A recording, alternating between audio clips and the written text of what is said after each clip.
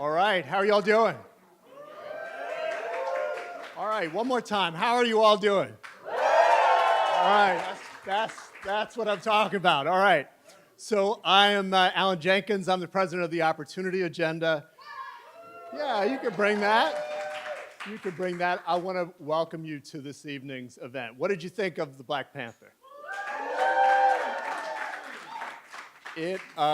It's amazing. This was, I would just say this was not my first time seeing this film. I won't tell you how many times I've seen it, but it gets better every time. I think it is the film that we need at just the right moment. Those of you who don't know us at the Opportunity Agenda, we're a social justice communication lab. We use communication and culture to move hearts, minds, and policy towards greater and more equal opportunity and social justice. And we've worked with many, many, many of you in the room. If you've worked with the Opportunity Agenda in some way, put your hand up. All right, that's what I'm talking about. We do all of our work with you, with leaders and creators and storytellers around the country because we believe that the power of storytelling and culture is what is going to not just get us out of the situation we're in and that we've found ourselves, but actually move us towards a new reality. We often say that artists and popular culture not only have the power to reach and move new audiences, to talk about and tell the story of what's wrong with our society, but also to show us a picture of the world as it could be. And that's a superpower that you as creatives have that very, very few people on the planet have. That, to me, seeing this film again is part of its great power. Telling us the story of what an Africa and its descendants could look like, absent colonialism and oppression and the slave trade, and given the opportunity to contribute to the world. And it's a story that unfortunately can only be told through that kind of vehicle. So I hope you enjoyed it, and I know you're going to enjoy the conversation that we're about to have. A few thank yous before we get started. I want to thank Victoria McCullough and Leah Orlando for co-sponsoring this event and hosting us here at Tumblr. Give it up. It's an amazing, amazing space, and I think just the right one for the conversation that we're going to have. Our speakers, Baratunde Thurston and Bridgit Antoinette Evans and Charles Pulliam, and the Opportunity Agenda's Jamila Brown. I want to thank the person who leads all of our creative work, our Director of Creative Strategies and Public Programs, Betsy Richards. Our Outreach and Editorial Manager, Elizabeth Johnson, who led our staff in this event. Our caterers, Van Diemen's for the food tonight.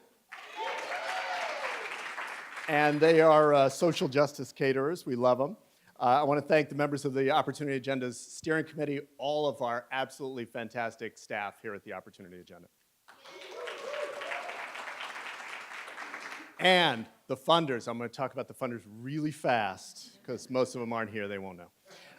The Ford Foundation, the Nathan Cummings Foundation, Open Society Foundations, the Libra Foundation, Unbound Philanthropy, W.K. Kellogg Foundation, and the Pop Culture Collaborative. Thank you.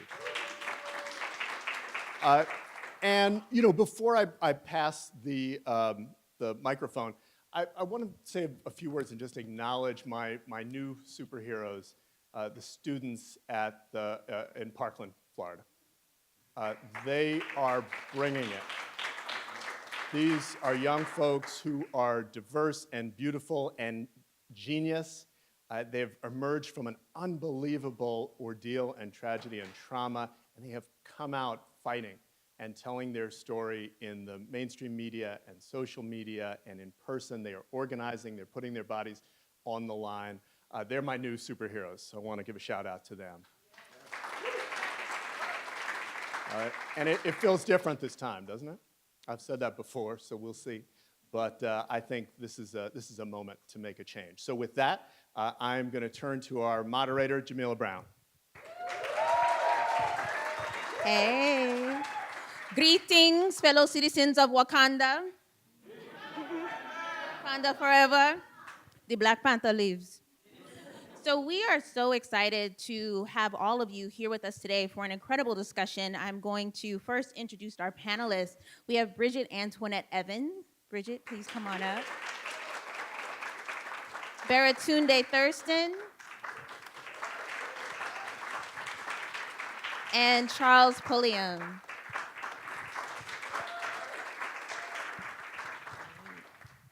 So as we know, the movie was awesome, right?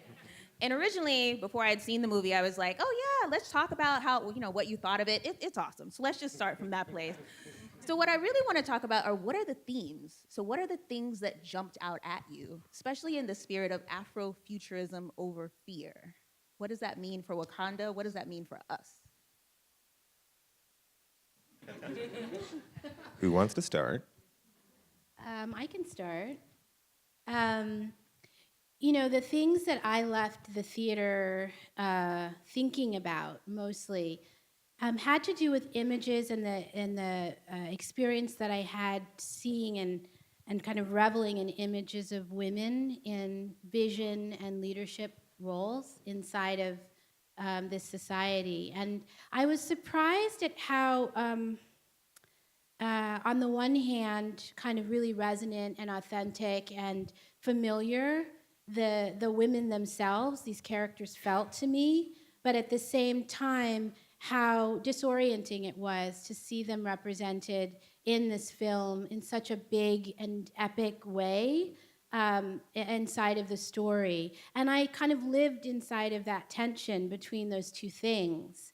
And I've been thinking a lot in the work that I've been doing more broadly around,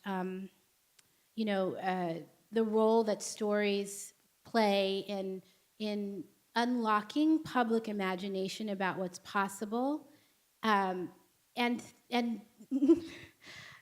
I suppose becoming a part of the audience rather than the kind of strategist observer that I spend most of my days being.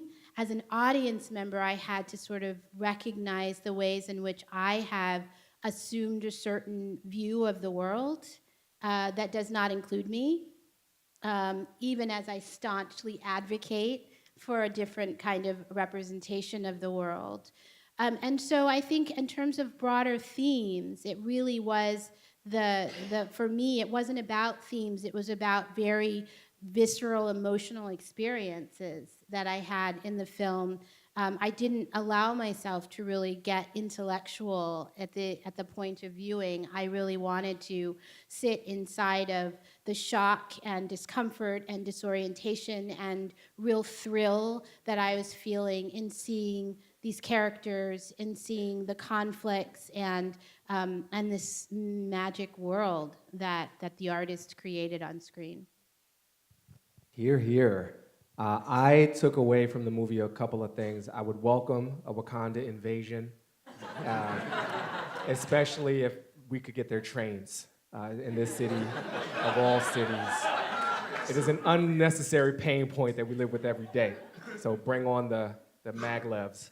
I was struck by the somewhat obvious idea of isolationism versus interventionism and Wakanda hoarding its resources, but thinking less about the other of a hypothetical superior African nation and the us of gentrification here, of black elites, of people with, we're at Tumblr right now, like this is like Wakanda for the audience in some way. It's like a publicly traded company with free beer all the time.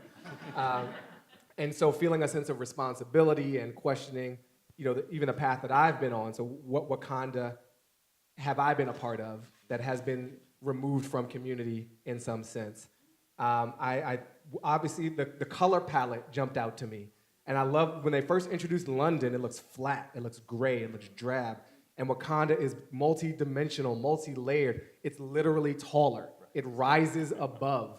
And the vibrancy and the beauty of the skin on film, which I'm also not really used to seeing. My sister, I have an older sister, 9 years older, and she texted me something that I want to share with y'all because she lived with our grandmother much longer than I ever knew her. And our grandmother was ashamed of being black, even though she had like African sculptures on her wall. So she was a little bit conflicted. My sister wrote, and she gave me permission to share this, so I'm not just like outing a private message. I'm not like a Trump, Russia person. So my heart ached today after the movie when I realized the self-loathing our grandmother lived with. And I still want to allow for some understanding that it's all she knew: assimilation and self-denigration. That's the only way I can understand a mother's disavowing of her child, the way she did for our own mother too. And so, because our mother was darker than she was. And so to see the celebration of Black diversity, of genius, again, the trains, I just bring it back. If we can just get those trains, MTA, take notes, a better world is possible. All right. It's really interesting.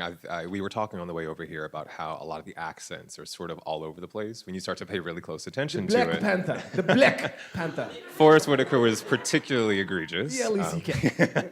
But if you think about it, though, the ultimate message of this movie, it's really sort of championing a kind of Pan-Africanism, right? In the first couple of moments of the movie, you see that when the meteorite of vibranium strikes the Earth, it's not just in one particular country, right? It's sort of in this space around which a bunch of tribes decide to coalesce and become what eventually becomes Wakanda. And so that sort of acts as an explanation as to why there is sort of, how to describe it?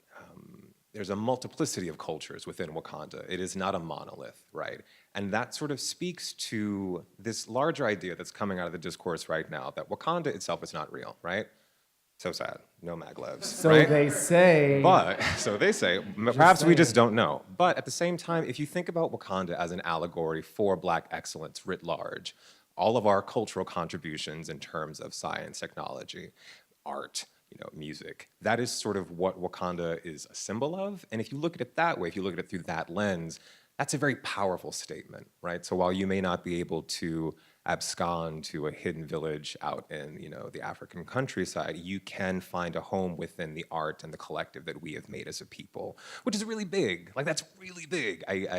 I'm a culture critic. I write for adults mostly. But when I see movies like this, I always have to remind myself, these are movies for kids, right? Like, you see these toy commercials, I will buy these toys, but they're not for me, right? But it's so, the movie, sort of is bookended by these scenes that feature children sort of being exposed to Wakanda. And that is so intense, right? It's sort of like, oh, hey, like, this is, regardless of where you come from, like, you listen, I cannot list the number of countries that, I can't list the number of countries that the people involved in this movie come from, but anyone, basically anyone, can look at this movie and say, oh yes, here's a part of who I am, who's a part of who my family, who my people are. And that's really big. I wish I had it as a kid. I'm not gonna be salty about it, but yeah. But that leads me to the next question, which is, we talk about Afrofuturism, and when I was reading, Octavia Butler and, our foremothers and forefathers who imagined these worlds of Black liberation before us, I actually didn't really see the diversity in it. And that's what strikes me about Wakanda, is that there's diversity and there's also a difference of opinion as well. So how does that resonate for us when we're in a current political climate that is trying to use our diversity against us and break us apart? Like, what do we learn from Black Panther and how to coexist among our differences? In that space, what jumped out to me was the multi-generational leadership. You had elders and very young, newly crowned king listening to each other. They weren't just shutting each other out. You had a very Trumpy opinion offered about refugees. That if you let them in, you also let their problems in. They built a wall, like they built the highest tech wall possible. They hid under a fake rainforest. That's the baddest wall in the world. And so I think it's an interesting mirror to see some of the existing political debates play out in this idealized version of Blackness, which still has this range within it. But the level of respect that they, even between the king and Lupita's character, Nakia, like there was love underneath of that tension. And so if you can approach your opponent in a debate style with love, you may end up finding a way that works for you both. And I think that was a pretty powerful lesson epitomized by those two characters. I mean, I think it's really, I am tempted to think about Wakanda as being a utopia. But actually, if you think about the dynamics, which you mentioned some of these tensions, not only are there differences of opinion, But there's actually a lack of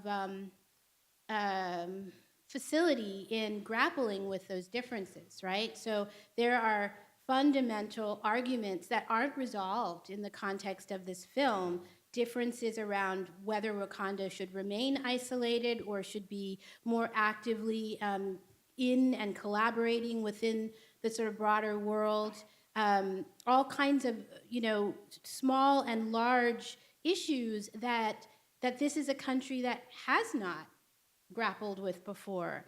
And so, one of the things that I've been thinking a lot about since seeing the film is the ways in which this film and our kind of imagination around Wakanda is already leading us, in those of us that are sadly not Wakandans. Who says I'm not Wakandan? My I'm passport got lost in getting the a mail. visa. I'm getting a Wakanda visa. To imagine those conflicts and how we might approach them and resolve them in our lives, in the world that we currently exist in. And so this question of how to treat Wakanda as a work in progress in the ways that I think in the best of occasions, we think of our own country and cultures as works in progress, I think is an important and very exciting space to live in, having walked out of the movie. What can we actually not learn from Wakanda, but what can we, by sort of situating ourselves inside of Wakanda as like the citizens of our imagination, actually learn about, learn together with the sort of like imaginary story world of Wakanda about what it looks like to broaden one's cultural boundaries, or to build social policies that are rooted in justice, or to really forefront and be guided by the leadership of women. Because I was struck by, for instance, the conversations online about this binary between T'Challa and Killmonger, and I kept wondering when somebody was going to place Nakia inside of that kind of worldview and that conflict, as somebody with a very clear sense of how this country could actually operate, right? And what happens when we do that? How do we get to a place where this woman actually is leading, and driving decision and policy in Wakanda, and, with pushing the metaphor further, like in our own cultures, what happens when we begin to imagine social structure and values and norms that make women's leadership really a matter of fact. There's a real quick quote from the movie that Shuri says early on. I wrote it down. This is my movie notes. Well, the second time. The first time I just watched. The second time I studied it. She said, just because something works doesn't mean it can't be improved. And that was an early message, in the context of technology, but obviously metaphorically for everything else. To everyone's points, and to sort of bring it back to like the theme of the evening, in terms of looking at Wakanda working through a very sort of deep existential crisis, one of the beautiful things about the movie is that it's that scene where Okoye and Nakia are having their ideological disagreement as to whether or not, they should remain in allegiance to Killmonger. They split, but by the end of the movie, you realize that they both made the right decision, right? And the message to take away from that is that there isn't necessarily always one right direction in terms of you trying to be the change you want to see in the world. Had Okoye decided to go with Nakia, who's to say that the Dora Milaje would not have, effectively shut everything down and ensured that Killmonger remained in power, right? We see a split in opinion that ultimately makes them all stronger. And as we sort of think about the kind of conversations we're having as people who are interested in social activism, we don't all have to be a unified front, right? Obviously, infighting is never good, but disagreements that are fundamentally rooted in a deep desire to want to do the right thing, but perhaps your methodology is slightly different, that's okay, right? So long as we sort of come back to a space of respect and open communication, we should all feel free to do or be agents of change in whatever way we feel is comfortable, right? And I think that's sort of one of the underlying messages that the movie really sort of is championing. Cosign. Yeah. That actually brings me to what's happening on social media right now. And Bridgit, you really, you touched on that, is that the internets are divided. Team T'Challa versus Team Killmonger. But it's not a binary. It is a binary, but we can break it up. But what the binary actually is about the struggle for Black liberation. Like, is it a nonviolent, peaceful path that T'Challa wants to take, or is it an armed resistance that Killmonger wants to take, right? So how do we as a community, like, how are we wrestling with that? How do we find that kind of third way of peace, to Nakia, or how do we create a space where those things can coexist? Is there a time to take up arms? Is there a time to, be nonviolent? Because when we think about, the Black Panther Party, and I know we have somebody who represented some of the Black Panthers here. Hello, Sophia Elijah. We appreciate you. But when we think about what they did, it wasn't just an armed resistance, it was programs. Right. The breakfast program. We have breakfast in schools across the United States because of the Black Panther Party. Like, what does that look like for us? And how do we continue to struggle as a people around how we find our liberation? It's, I think arms is a very limited view of a larger umbrella, which is resources. And if you look at Nakia's broader vision, or you combine Nakia and Killmonger's vision, and what ultimately got implemented at the end, these Wakanda International Outreach Centers, which we should definitely open up those. Again, I'm fine with the invasion, y'all. Like, I'm pro Wakandan invasion. But, so it's a short, simple anecdote, I hope. In Oakland, the creators of both Rock United, which is a restaurant opportunities, they organize restaurant workers, and her partner, the head of the Ella Baker Center, so this is Saru Jaraiman and Zachary Norris, have created Restore Oakland, which is, I describe it as the anti-jail. It's a physical space for restorative justice to happen. And instead of incarceration, it deals with reconciliation and people facing their accusers and the accused. And there's a restaurant, there's jobs. Like, it's a hint of Wakanda in Oakland. Like, it's literally steps from Fruitvale Station, where Oscar Grant was murdered. Played also by Michael B. Jordan, which that same character could have been the kid that we saw playing ball in the opening scene of this film. So I think it looks in part like, control of resources and a more inclusive set of tools to our challenges. My girlfriend talks a lot about land, and I think there's a really important resource of land where you physically have space to invest in yourself and to control what happens. And again, it comes back to gentrification. Like, if you don't actually own the plot of land, then you don't control what happens in your community. And so until we have all that short of a gun, but they are very powerful weapons, and the most power in the world isn't through a gun, it's through capital. I think that one of the things that often gets lost in the conversation when we're talking about how we all sympathize with Killmonger, at multiple points in time through the movie, is that he's trying to reconcile with centuries worth of trauma, right? That is where his extremism, his call to arms comes from. Whereas the solution that T'Challa is ultimately advocating for is much more grounded in the present, because as much as we love Wakanda, Wakanda is, disassociated from the global Black experience by and large. And it almost sort of gels that their ultimate decision, which is what we sort of as people of the 21st century sort of advocate for, is like, all right, like, let's do global outreach. Whereas, just to get nerdy for a minute, if someone like picked up the time stone and Eric Killmonger went into the past, like, I feel as if, yeah, like, do pick up your weapons and sort of be that revolutionary change. That's, you're not supposed to advocate for violence that way. But but do it. Wear a Tumblr, whatever. Tumblr's pro-violence. Have you seen some of these Tumblrs, y'all? Yeah, the Tumblr fan art about this movie is intense. So I want to bring it back to that global outreach, right? So, we're living in a time where allegedly some of the highest officials of our government are referring and making very disparaging remarks about people from the African continent, allegedly. Many people are saying. Possibly. So, what is the importance of this African iconography? It's like, yes, the accents are kind of all over the place, but, we talked about seeing the diversity of the continent when I'm sure many of us have been reading think pieces about the different cultures and languages that are represented in Black Panther. What does it mean for us right now to have these positive images? Being Black is fucking cool, right? It's something that we've been saying for the longest time, but as a Western society in which so many of our ideas about other people are formed by pop culture and sort of fictional representations, you don't see African culture treated with this kind of reverence very often, right? I feel like a lot of people's familiarity with a lot of what you see in Black Panther for like non-Black folks, it's like, oh, that 1 month, Black History Month when you're in elementary school and you have those little cutouts that are on the top of on the chalkboard, and you see Zulu, that's cute.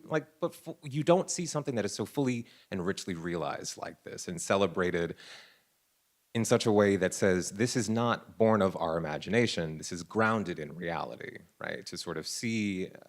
We can all sort of discuss the merits of Disney controlling all of our culture these days, but to sort of see, Mickey Mouse put all of his power behind elevating these images and depictions of Blackness that are almost entirely celebratory, that sort of spits directly in the face of the idea that Africa is somehow full of people that you wouldn't want here.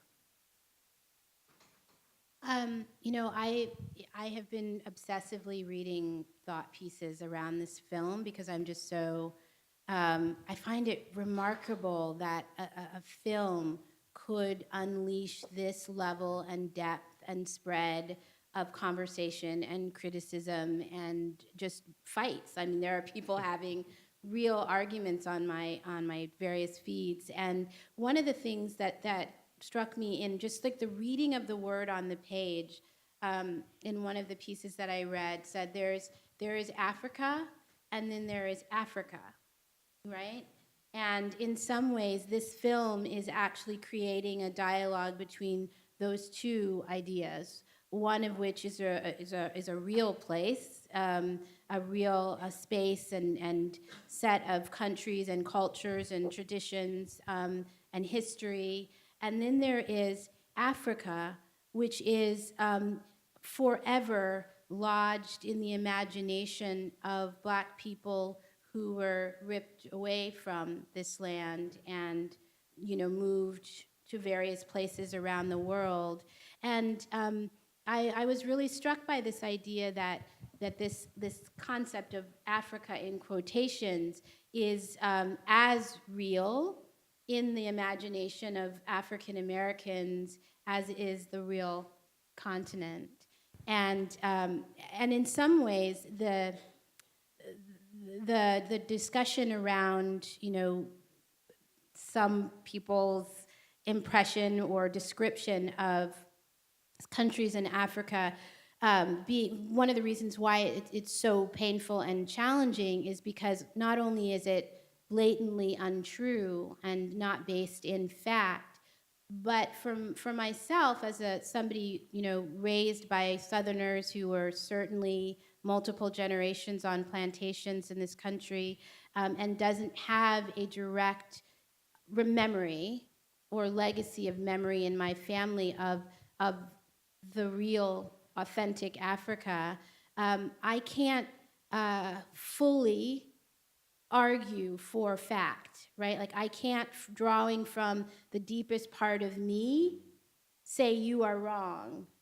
And so all it does is it pulls up in me this sense of shame, right? Of not being from a place, right?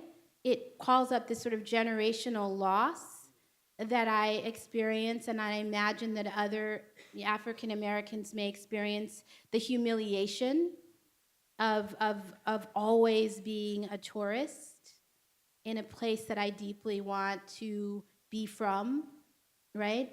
And so I think that one of the things that this film is doing, or I felt it do for me, is give me permission to be proud of Africa as I know it, right? Of the things that I believe to be true about a place that I yearn to be from, but that for all of the sort of tormented reasons of our history, I cannot fully know.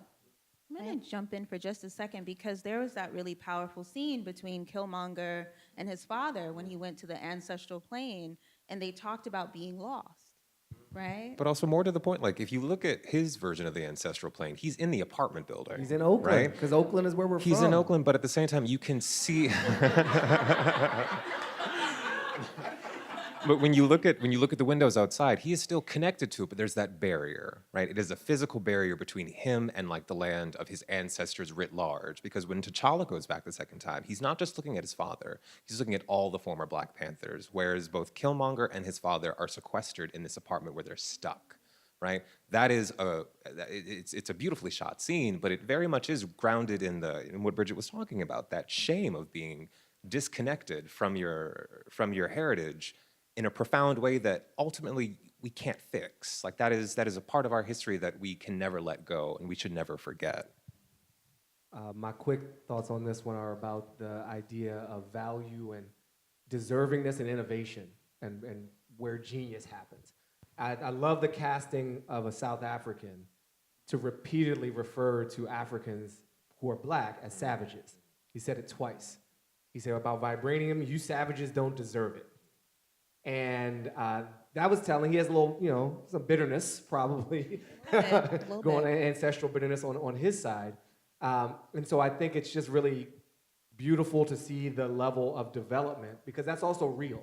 Like the African quotes is real, and the real Africa is also leapfrogging in technology and investing in whole new ways of doing with farming and solar energy and wireless technologies. And it doesn't get credit here because it wasn't invented by a white kid in a hoodie who had an upper middle class upbringing and went to a private school. And so the idea of that Africa getting a little bit of shine really jumped out for me. Can I just add, actually, I do think that one thing that's worth noting is that in this sort of the art design of the film and the way that, the way that Wakanda, or the areas of Wakanda that we saw in the film were just imaged. There was both the kind of imagination of this fictitious place, but so much of the horizon of Wakanda was really inspired by modern cities throughout Africa, right? So one of the things that is challenging in our current pop culture narratives or in historical pop culture narratives of Africa is much like our stories about indigenous cultures, they are actually trapped in images of countries that are, in some cases, hundreds of years old, right? And what this film does is actually leapfrog us in our understanding of what modern Africa looks like, and I think that's actually kind of a radical shift from what many of the stories of coming out of the countries in the continent are typically. Yeah, that actually brings me to resources, right? Because Wakanda's isolationism is definitely all through the film, and it's the main point of conflict. So for me, when I saw that and when I was thinking about it, it definitely kind of harkened to the United States when we went from segregation to integration, and that struggle of, during segregation, many would argue that there was great Black wealth when they were separate. But integration has now deroded in so many ways different institutions, like Black hospitals, Black doctors, HBCUs are losing funding, things of that nature. So how do we, think about that in terms of gaining Black wealth and Black resources here? And that struggle that we've also seen in the United States, whether it was imposed upon us or not, in terms of being exposed only to be gentrified yet again. To speak to that idea within the movie, I think it's really important to look at specifically what Wakanda's outreach looks like at the end. Because it's not like open season, y'all can just come here. It's like we're building one center first in Oakland. We're coming to you. Right. And we're going to see how that works out first. If it's not great, right. But it's sort of, to sort of link it back to a real world parallel, that the note that the movie ends on really is sort of fundamentally about outreach, but not forgetting the necessity of being able to tap into the community and its wealth and its resources and to keep that moving within our own communities, right? Because the vastness and the richness of what we have to offer does initially come from our interpersonal communications. And then you just have to be judicious about at what point in time we decide to invite other people in. It's like, it's that classic story of like, oh, you go into the hood and like you find a new form of art and then you decide to commercialize it. What would it look like if you know, these nascent artists came together, formed a collective, made their own music, and sort of put it out and decided, like, we will interact with you on our own terms. I think that's all, like, that's fundamentally sort of like where I fall in relation to things. Cosign. Because that there is, if you look at other, so I lived in Inwood for a long time here in New York City, and the way gentrification hit there, and I don't live there anymore, so I might be a little out of date. I do. But the new business, so you can tell me if I'm wrong, fact check me real time. The new businesses were still owned by Dominicans in a way that wasn't the case in Fort Greene. Yes, and that is very Crown true. Heights. Yeah. And so you can have change, you can have new money come in, but still have that wealth accrue That is- to some of the original stakeholders. That is very much the case where, like, I am up in Washington Heights, new businesses all the time, but they shut down so quick. But the ones that pop up in their place, still Dominican owned, Yeah. right? And it's sort of like, well, this didn't work out for you, but the person who's ultimately going to buy this debt off of you, sort of reinvest, is still from the community. And the same people who might have initially be coming to that, like, first restaurant or bar, they're still coming back, right? You never feel as if you were being pushed out of the community by economics. It's just sort of, it's change. Like, nothing lasts forever, but, you know, the community is a constant up there in a way that is really sort of like fantastic to see. And then I would love to see some labor studies of Wakanda's economy. Like, is it kind of Dubai, where they just who's building all this stuff? Everybody just seems to be shopping all the time. And some longitudinal studies about exposure to vibranium, because I don't know if that's a carcinogen. Like, it just feels like it's a very powerful metal. But we have no ideas what the long-term effects are. So I think before we can, like, fully endorse it, we should get some science on that.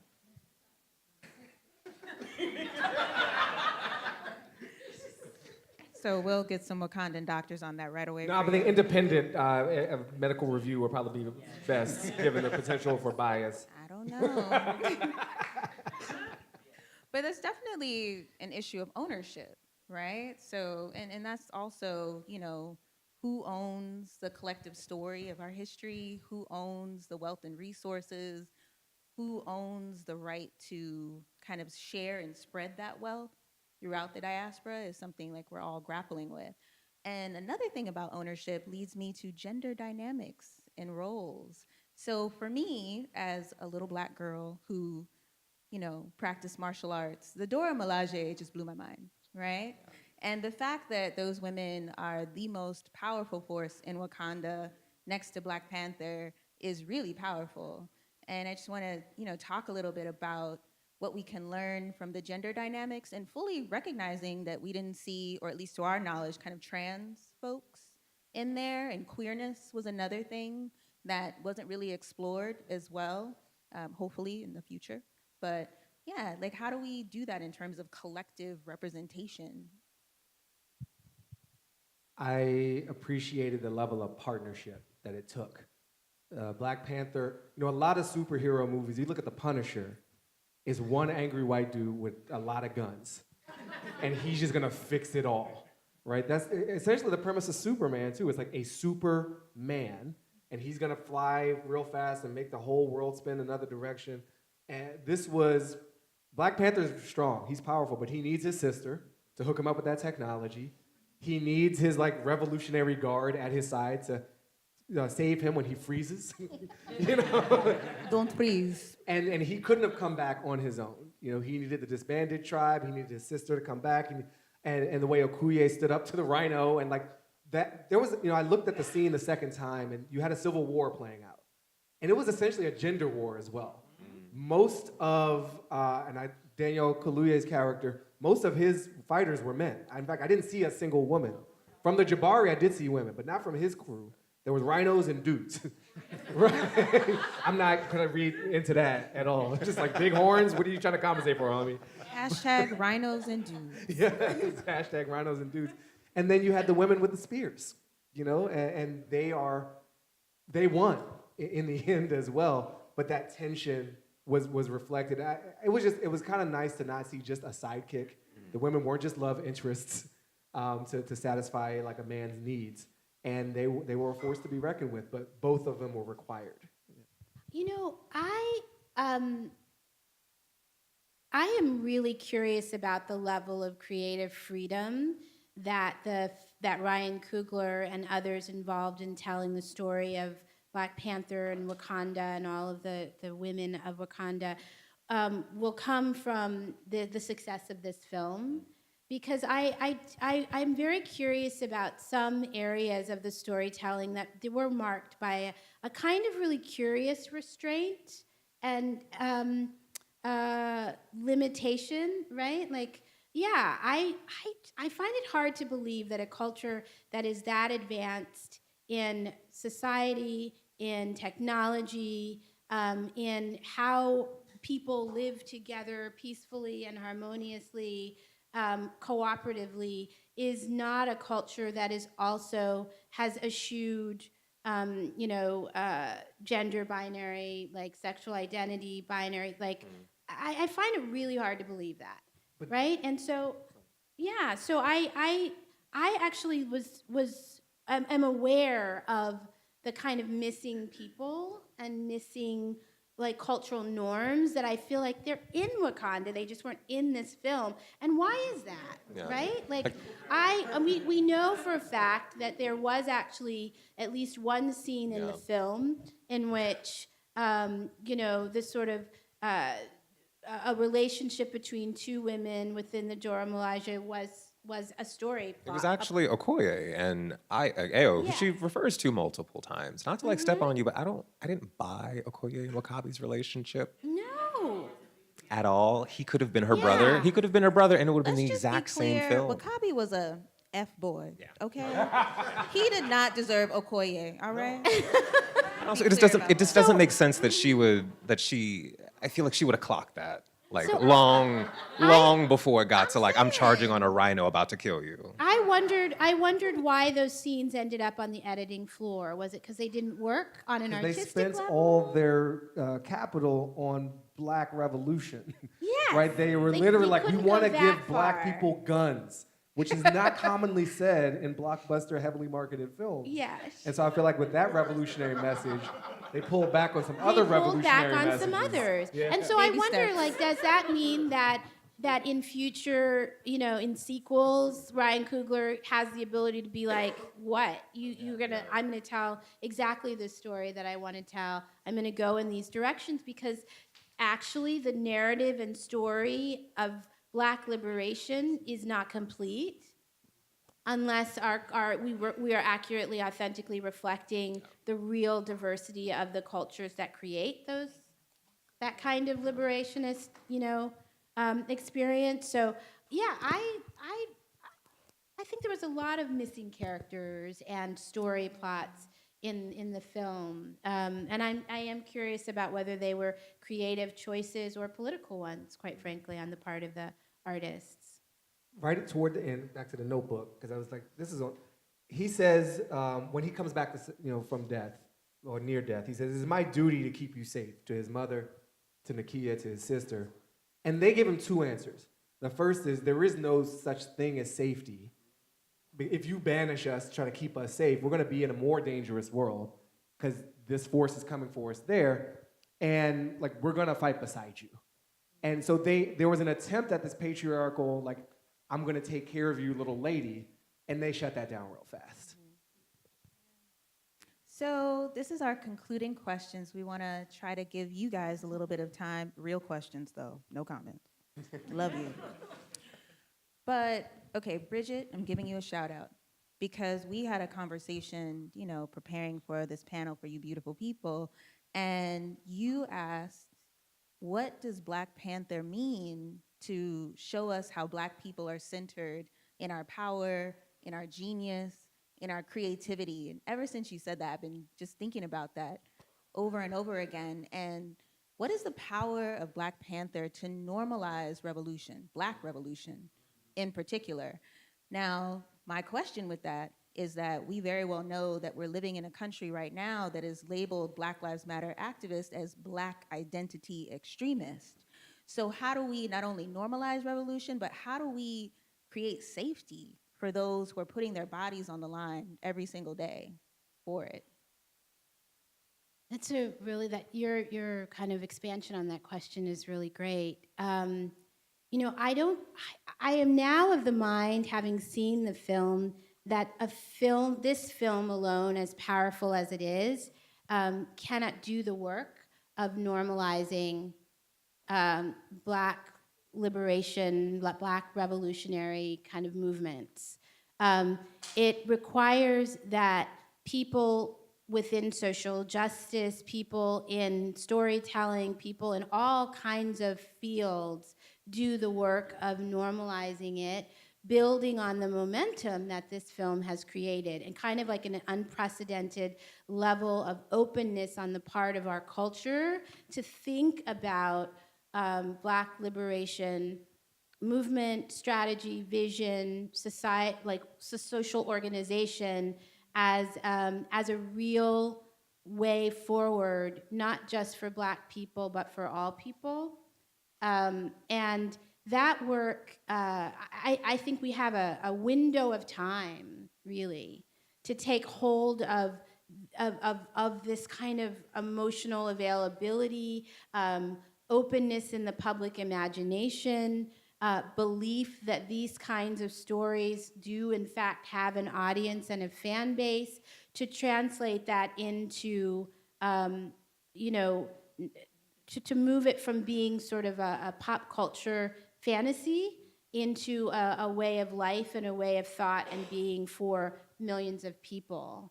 And so I think, you know, I have mentioned it before, but it's worth mentioning here again that one of the efforts that I see as a part of normalizing Black liberation theory and movement strategy is a project called WakandaCon, and the creators of that are here in the audience tonight. Raise your hands. Yeah, raise your hands. Yes, Sherry and Aisha. But one of the things that I have been really fascinated with in this project is the ways in which this community of creators are imagining a Black-led fan base of Black Panther fans who are taking all the learnings of this film and moving them into like almost like study groups and action groups around the painful challenges that we are facing as a nation and as communities. And I think that kind of organization inside of the immersive story world of Wakanda, and the creative production and the new world building and institution building that can come out of the story world is what it's going to actually take to make these values, like Black liberation values, the values that are guiding a whole range of movement building and world building across a whole range of communities. I think if we gave every Black person 8 ounces of vibranium, that would be a good deposit on liberation. I take from the film 2 related themes to what we can extract from it. I love the Tai Chi built into the suit. This idea of like using the force leveled at you against your opponent. And my sister is a Tai Chi instructor. She's clearly better than me. And I keep quoting her, but she can't be here, so I'm gonna try to rep her as well as I can. That's a beautiful thing. I also think there's a connection to ancestry and space that is very explicit. And in the end, when T'Challa takes his sister, she's like, I thought you were gonna take me to Coachella or Disneyland. And he's like, no, this is where our father murdered our uncle. And he honors and acknowledges the pain of the history, which is something that, as exhausted as we can be, we still haven't fully faced. Like, we are a traumatized people that haven't gotten professional help, you know, at scale for what we've been through across multiple generations. And I think for true freedom, we need to be able to reckon with that history, not be afraid of it, not be ashamed of it, own it, and build on it. And that there was a beautiful symbolic gesture there where in their family, he was terrified of that past.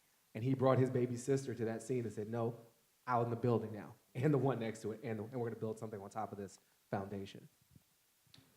You guys are both great. I'm gonna be the touchy-feely one and show my Montessori school roots, but I think that there's definitely a profound kind of power in telling people, Black people in particular, that it is good and valuable to buy into the mythologization of Blackness, right?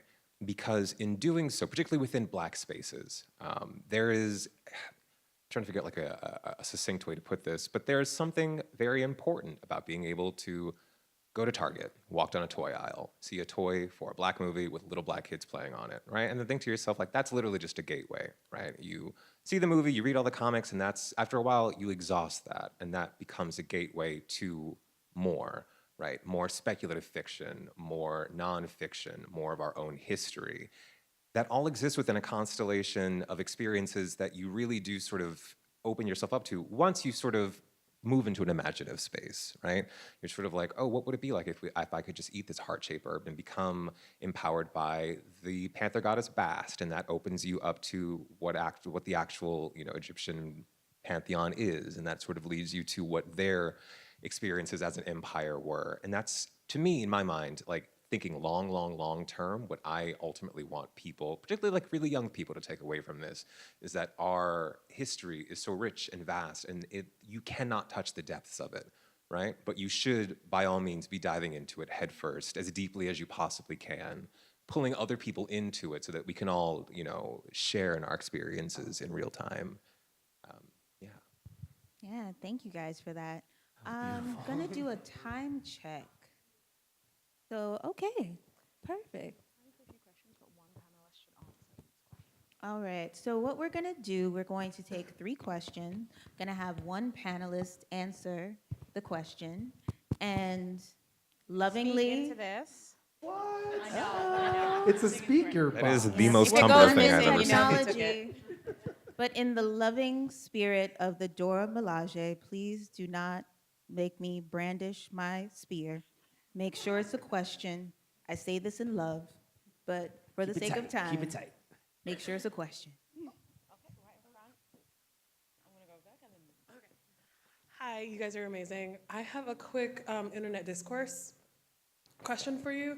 So a large part of the internet was kind of concerned with like the white savior-y trope of having Martin Freeman's character Everett Ross present, and like not only being present but like so heavily featured throughout the film, and then also being the person to like literally shoot down Wakandan fighter pilots and like save the day. So I wanted to know if anyone had an opinion on that.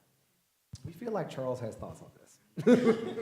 So I'm of the opinion that Everett Ross should have died in this movie, and I have a very particular reason as to why. Hear me out, right? There's that, yes. Black people always die. No white, like, well, Everybody dies around here, to quote the movie. a couple of white people died in this movie. But he is a cipher for the West, more or less, right? He's literally the CIA's emissary to Wakanda. He initially is incredulous at what Claw has to tell him, and then by the end of the movie, he has not only been saved by Wakanda, but has been convinced that it is a place worth protecting. That is what I took away from that ending scene. But that being said, to bring it back to what I initially said, when that ship is shooting at the lab, it would have been much more emotionally significant if he had died, right? Because he had come around to making the decision that Wakanda was worth dying for, even him as a Westerner. To the discourse about like the white savior thing, I think that what's really important to remember about this movie is how unbothered by white people Wakandans are. Right? It's not, they're black, like, they're... You cannot talk! Right. Their blackness isn't defined in opposition to whiteness. Their blackness is defined specifically in like, no, we Wakandan, like, you, like, what are you doing? And like, they're so unbothered that they can joke about it, but it's also, the colonizer joke is funny, but also like, Shuri, that's not your joke to make because, right? Like, it's kind of like the Wakandans like, okay, calm down, y'all, calm down. But yeah, like the Wakandan, like the white thing, nah. Hi. So I haven't seen it. I don't see it till tomorrow. Sorry. No, it's okay. No. Why are you here? Earmuffs. It's okay. I know, You earmuffs. did not spoil anything for me, but I'm very curious because music is always such an important part of so many movements, etc. Wanting any of your thoughts on whether or not the soundtrack is transcendent, if it matched, if it will also move other people, whether or not it's black or white, towards feeling like this is part of also American culture, not just a black culture or white culture. So I am gonna actually answer this one because I just downloaded the Black Panther soundtrack. And to be honest with you, I was shocked that there are only 2 women on it. As like, given the significance of women, I mean, Nakia saved Black Panther. Without her, the Black Panther would not leave. So I was like, why are there only, it's like SZA, and honestly, I can't even remember the other woman, unfortunately. So, oh, Georgia Smith, who's great. But yeah, that was the big thing. But I will say, not just on the soundtrack, but I think the film in and of itself, the beautiful mix of African rhythms and drumming, and then connecting it to hip hop and really seeing that trajectory, for me was extremely moving, you know, because hip hop has gotten a lot of flack over the years, but it is a reflection of our culture, right? It's our representation of that Africa. So to see it woven together so beautifully was moving, but next time Kendrick needs to get some more women. Yeah. They also had a trap beat that they kept coming back to when they were in Vibranium Mountain. So when you see it, you'll hear it. You're like, it's like a little trap refrain. We are so sorry. All right. My question is, what do you say to colonizers who only take the type of message away from the movie? If we leave black countries black and white countries white, it would have been a better world. The bottom of the ocean, the bottom of the mountain. I mean, the only thing we can say is that didn't happen, right? I mean, we are living in the world that we live in, and that world is so messy and complex and traumatized, and I think genuinely in this kind of tipping point space of trying to imagine life beyond healing, right? Like, I actually think that there's a large portion of the world population that is trying to imagine whether there's or how to get to an era that is not about surviving trauma, but is actually about sort of imagining and creating the new way of being, the new concepts of nation state, if that is the next gen concept of how we are living and organizing ourselves. I don't think so, but like, you know what I mean? And so I feel like the answer is that it's a fine and interesting question, but the better question we need to be asking is what does it look like for us to be living beyond our trauma, the historical trauma? What does it look like for us to be redesigning our world, you know, in the aftermath of healing and reckoning? That's how I would respond. Also, their museums wouldn't have anything. Their food would be terrible. So if they really want that, like, it's not a good look. Well, on that note, I want to thank each and every one of you for being here, and I want to thank our panelists. You guys are incredible. Bridgit Antoinette Evans, Baratunde Thurston, Charles Pulliam. And I definitely want us to keep talking and being in dialogue with each other. The hashtag we're using is AfroFutureOverFear. Please connect with the WakandaCon folks who are here doing the work.